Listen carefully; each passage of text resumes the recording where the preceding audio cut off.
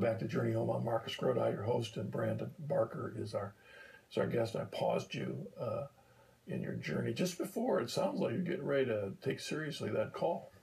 Yes. So I had the opportunity to go to Dallas Theological Seminary.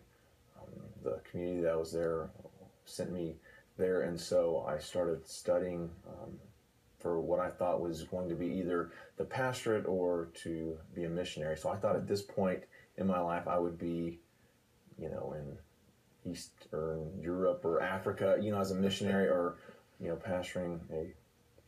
And the audience might not know, because many Catholics, when they think of Dallas, they think of University of Dallas, Right. which is a Catholic school, strong Catholic school. Dallas Theological Center is anything but that. Right. It's a strong evangelical Protestant school, and I would say a part of its assumption is kind of an anti-Catholic persuasion.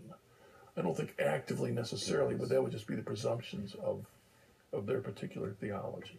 It is. I mean, like I would, say that they're one of the more anti-Catholic places that, I've been exposed to, not because they're bad people, not because like the intentions are good, but because of the misunderstandings, I think, are so deeply seated that's what was put forth, because that's what was put forth to them. And so, backing up just a little bit, so I had the opportunity to study there, and had just recently met my future wife.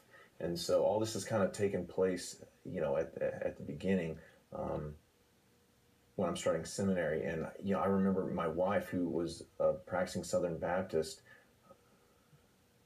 the first time we're going to meet with her family, and she goes, hey, we'd only known another couple weeks, and she was like, hey, just heads up, like, all my family's Catholic. And I remember thinking, you gotta be kidding me. I mean, like, that just bummed me out so bad, because, I'm still her family was Catholic, right. But she was Southern Baptist? She had, had stopped practicing her faith when she was in high school, friends and get-togethers and pizza parties and, having fun at going to church. And, her kind of upbringing in Catholicism wasn't this vibrant, like, active relationship with God.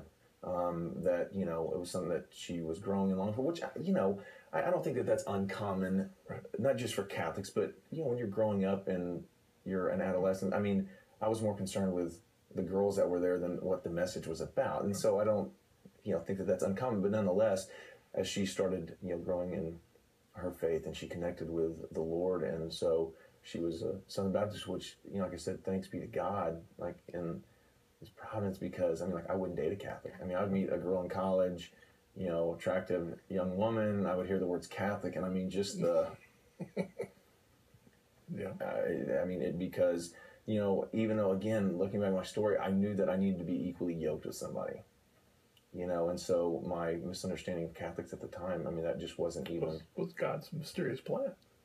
It was. And so, she tells me that, and I'm like, so we go over for dinner, and everybody's around, and, it's like time to pray, and me and her and her dad are sitting there kind of looking at one another, like everybody's doing the sign of the cross. I'm going, really? So, like, that was one strike against my wife at the time.